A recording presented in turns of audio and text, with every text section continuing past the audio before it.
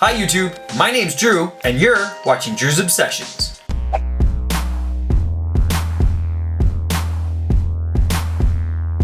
This is day number 172 of my year-long beard growing challenge. Today I'd like to talk about a potential solution to your patchy beard problem. I've been using this approach for quite a while now, and to be perfectly honest, I think I'm seeing some results. My beard's gone from this to this. I call this tip bigger, badder blood flow. So stick with me on this video. I'm going to start with kind of the more of the bigger picture, and I'm going to hone in on the beard aspect of it. Number one, scientists believe that on average, the volume of blood in the human body is approximately 7% of the total body weight. So if you weigh approximately 150 pounds, you'll have approximately 4.7 liters of blood in your body. Number two, one function of blood is to help heal wounds. Once your wound is closed, little blood vessels will actually open slightly, allowing nutrients and oxygen to reach that wound and start to heal it. You may notice that professional athletes will have circular marks, or almost they look like bruises on their body, and that's from something called cupping. And what happens is you actually suction cup these cups to your body, you pump out the excess air, forcing all of the skin and blood and muscles to kind of pump up into this suction cup, and it forces all the blood to that area, therefore helping any kind of sore muscle. I purchased this on Amazon. It works amazingly. I've used it for back problems a million times, and I'll put a link down below if you're interested in checking it out yourself. It's really easy to use. I'll try it on my arm. You need somewhere where you can have a suction.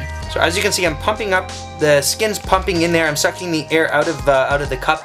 And if there's a problem in that area where there's a sore muscle, then there will be a much more noticeable red mark after you've taken it off. Whereas the areas that are not, there are no issues, then it won't leave as much of a mark. So as you can see there, it doesn't hurt, it just feels good, it's a nice sensation, and it really relaxes you.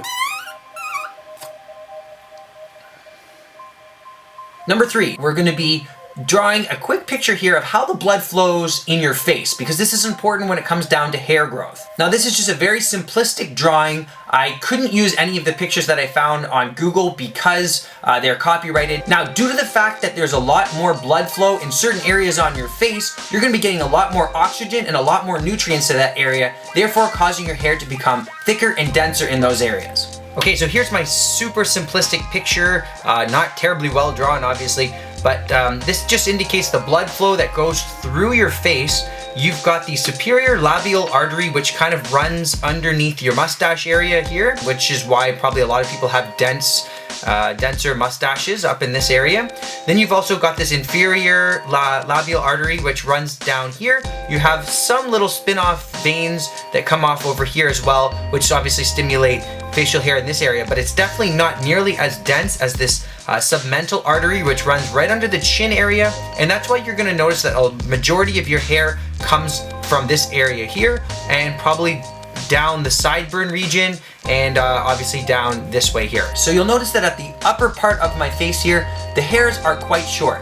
And as I mentioned, I'm at 172 days of growth. I've done almost no trimming, virtually no trimming. I've cut about 7 hairs that were up under my lip here. You've seen that in one of my first videos. I brought down the cheek line like ever so slightly around day 18.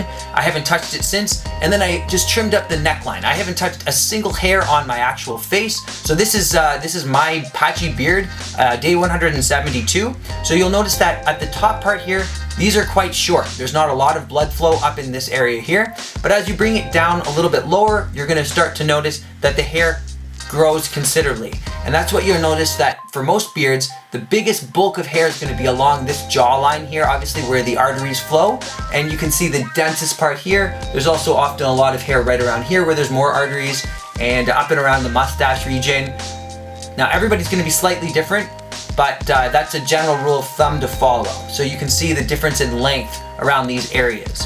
As you can see, this has been growing for the exact same amount of time, but you can see the difference in length.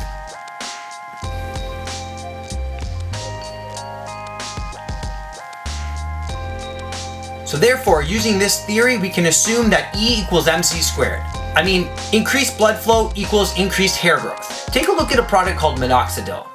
The main purpose of minoxidil is to stimulate the cutaneous blood flow to areas of the scalp that are no longer full of hair, the balding areas. A lot of guys, especially young guys that can't grow beards yet, will also experiment using it on their face. There hasn't been a lot of research done there yet. So essentially this all boils down to one question. How do I increase blood flow to my beard growing areas? I'm gonna give you 4 techniques. Number 1 is to use cayenne pepper to stimulate blood circulation in your face.